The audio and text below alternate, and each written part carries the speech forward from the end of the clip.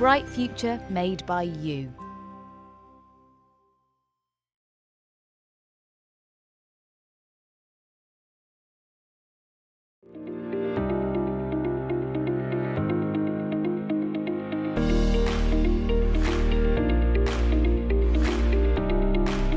Hello everyone, I am Elkaeni, a board of commissioner of Unilever Indonesia. Thank you for being here today.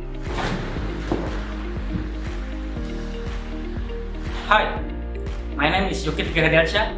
I'm a CEO of Unilever Indonesia. Hi, I'm Esha Putri. I'm the CEO of Unilever Indonesia. Hello, I'm Shezy Permana, CFO of Unilever Indonesia. Hi, I'm Gilang. I'm the CFO of Unilever Indonesia. Today, we would like to discuss about our company strategy in this pandemic era. And I would like to hear from all of the BOD regarding the update of each department.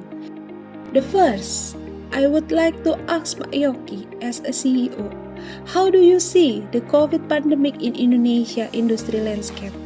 As we know, the year was dominated by the COVID-19 pandemic. Unilever Indonesia, in line with the rest of the industry, began 2020 with optimism and experienced good demand in January and February. However, in March, President Joko Widodo announced that the first confirmed cases of the virus in Indonesia. This was swiftly followed by a sharp drop in consumption and investment, leading to a 5.3% fall in GDP in the quarter basis. I see. Seems like a very tough situation. How about the impact on our company? In 2020, Unilever Indonesia grew positive ahead of the market, which was negative. This is due to the brand strength and the trust consumer place in them. Our success in maintaining business continuity, our distribution network, and our strong and agile teamwork. Sales grew by 0.1% with gross margin increased by 94 bps. Despite the challenges of the year in home and personal care, sales were up to 0.4%, but sales in food and refreshment fall in 0.6%, with the UFS business unit impact by the closure of the restaurants and hotels. Okay, thank you. Then Pak Gilang, as the CEO, please elaborate more about our financial performance during this pandemic. In finance report, Unilever continued to bring purpose-led and future-fit innovations. In the last 5 years, 2016 to 2020, Unilever's net sales increased every year. Even in this pandemic situation, Unilever could sustain the business with slightly growth net sales in 2020 at 42.9 trillion rupiah. Due to the pandemic, market condition was dropped, but Unilever could turn this challenge into opportunities and managed to grow the market share.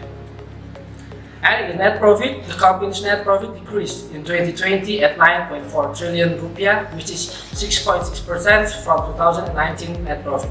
The decrease actually was mainly driven by increase in marketing and selling expenses, as well as increase in general and administrative expenses.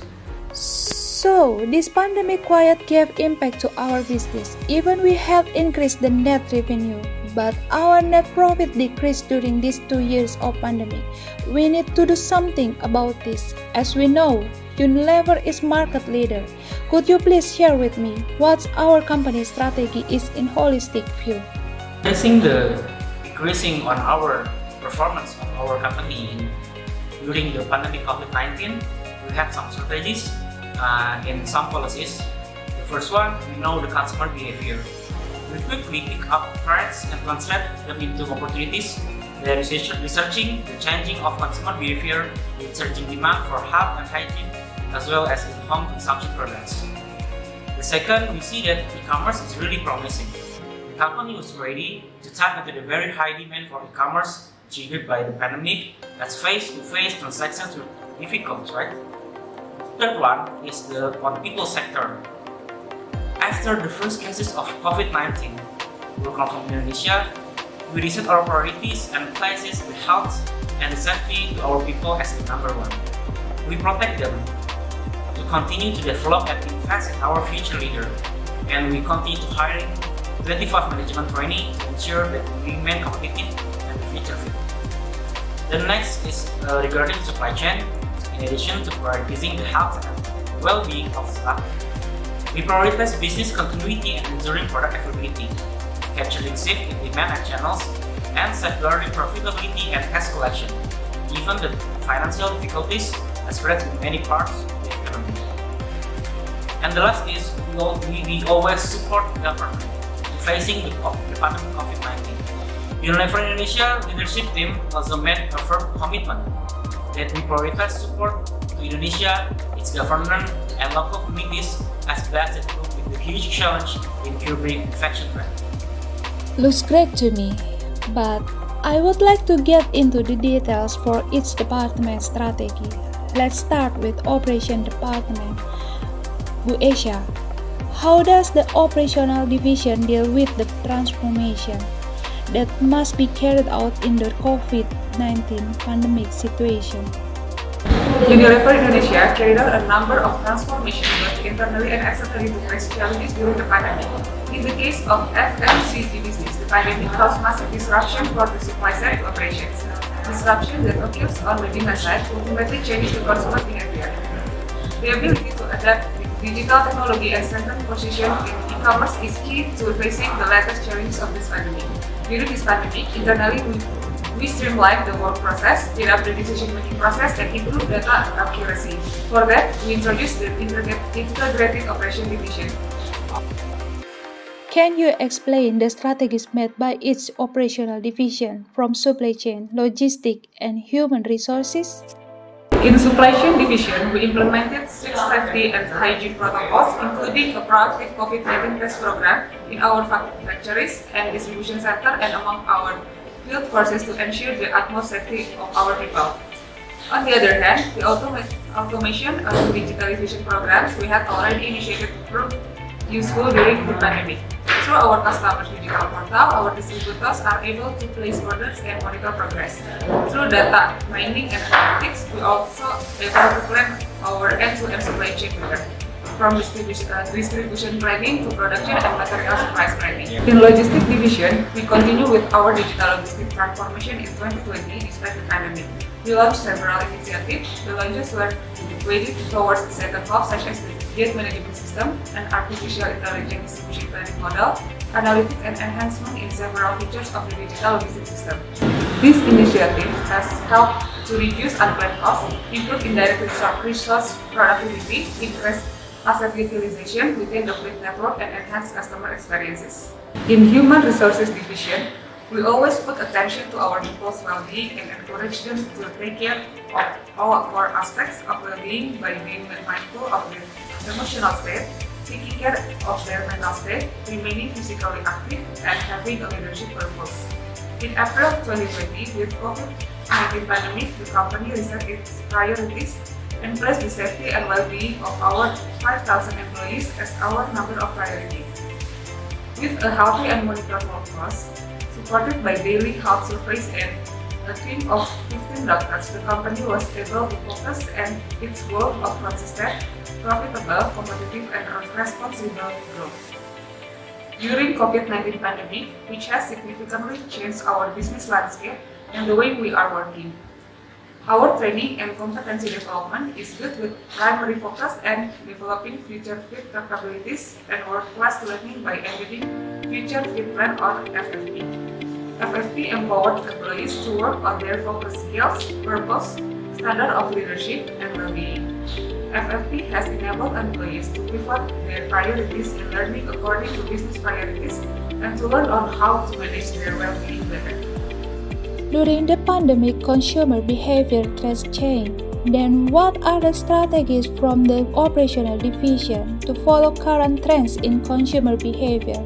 And how's the company finance performance for each business segment? In customer research and development division, we are seeing that the pandemic and social restriction clearly shift customer trends and preferences in 2020. We responded to 6 key changes. The first one is surging in home consumption. We ensure our food and refreshment products were always available. For the example, Bango and Royco became the key brands for in-home cooking, and we added Bango Hitam Puri as a new product for East Java. The second, eating for health and the immune system. We pivoted our brand communication to health and the immune system. For instance, Sariwangi launched a new variant of wellness tea, Sariwangi Ginger and Turmeric tea, to boost the immune system. The third, compassionate society. We continue to accelerate our branding. We brought false purpose Semua Jadi Happy to life by giving free ice cream to frontliners and orphans. The fourth, Kuning. Indonesians turn to sharing such packs of ice cream that could be enjoyed by the whole family at home to bring an outside atmosphere inside. For instance, we launched Cornetto Mochi Kuku, which gave at-home Indonesians the taste of Japan. The fifth, conscious consumption. We invigorated the market for 2,000 to 3,000 products with pedal pop launch, such as Mochi Coklat Vanilla and Doraemon, Spanish Stick and Mochi for Fans. The last is e-everything. We rapidly accelerated online delivery platforms for Walls through Klik Indomaret, Happy Fresh, Gojek, and Walls Happy Delivery via WhatsApp. As we can see on the table, for the net sales per segment, the net sales were derived from two business segments, home and personal care, as well as food and refreshment, which amounted to 30 trillion and 13 trillions. While in profit margin, also as you can see on the diagram, 2020 profit margin is 16.7%, which dropped 0.5% from last year. It's inevitable that the company should face COVID-19 pandemic. Therefore, Unilever did saving initiative in 2020 reflected in a decrease 1.8% of cost of goods sold. It's really good insight. Then, what can companies do to survive in pandemic COVID-19 in terms of product and brand? Bu Shezy. In product and brand strategy, we witnessed a major change in which demand for health and hygiene product increasing rapidly. Along with cooking and at-home consumption product, there has also been a tendency due to limited income during the pandemic for value product. In response to this, during the pandemic, Unilever Indonesia has gone for the product innovation. For the instance, Unilever Indonesia launched Wipol Wipes, Sahaja Disinfectant Spray, and Rinso Laundry Disinfectant. We are increasing the capacity of the Lifebuoy hand sanitizer as a response to increasing demand for hygiene product and during pandemic.